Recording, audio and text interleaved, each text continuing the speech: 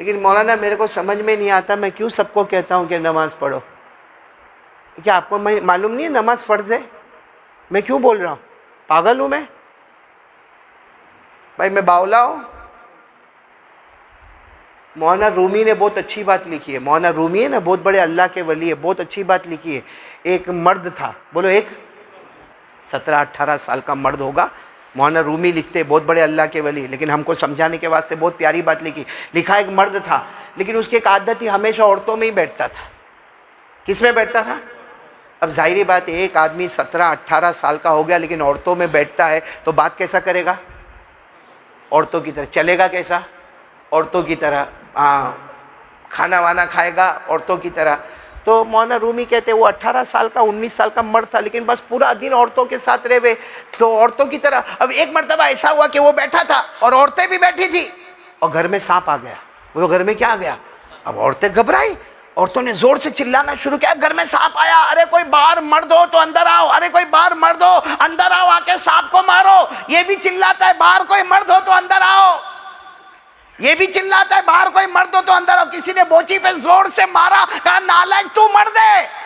तो कहा अल्लाह भूल गया। हंसना आया ना? अब अपने ऊपर हंसो कि मौलाना क्यों कहते हैं नमाज पढ़ो? क्योंकि तुम भी सर पे हाथ रखकर कहते हो भूल गया मुसलमान हो।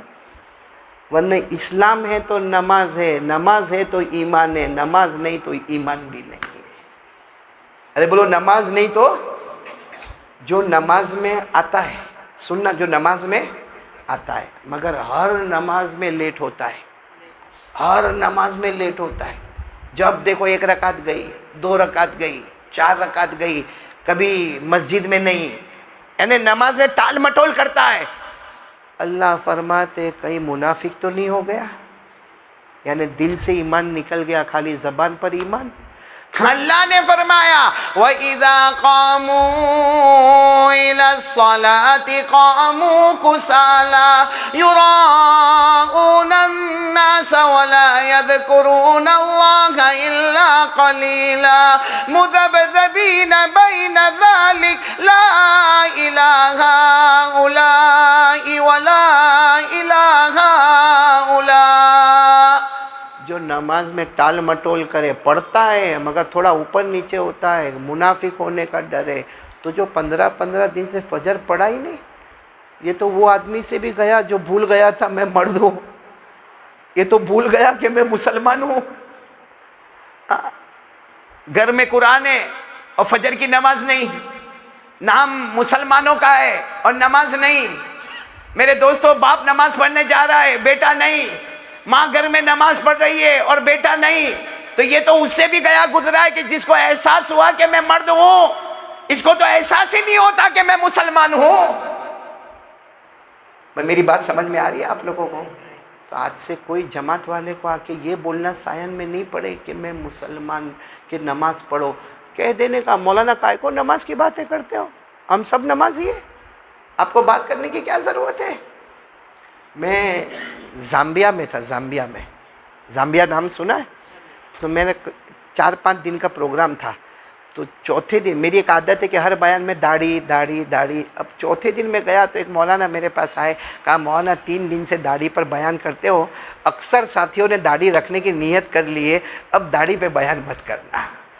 तो देखो कितना अच्छा लगा कि हमारा माल बेचा गया भाई।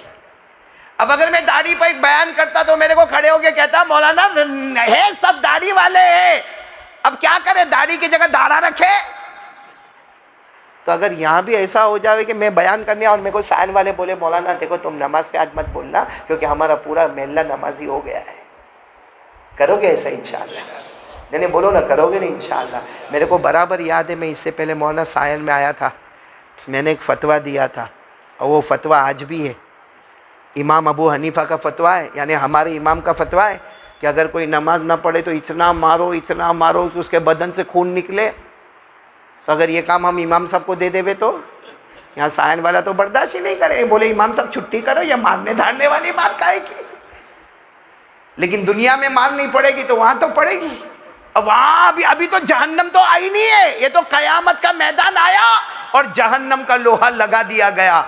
आगे क्या क्या होगा अल्लाह ही बेहतर जाने। क्योंकि याद रखो, नमाज है तो ईमान है, नमाज नहीं है तो ईमान भी मुकम्मल नहीं। अल्लाह हम सबको अमल की तौफीक अता फरमाए।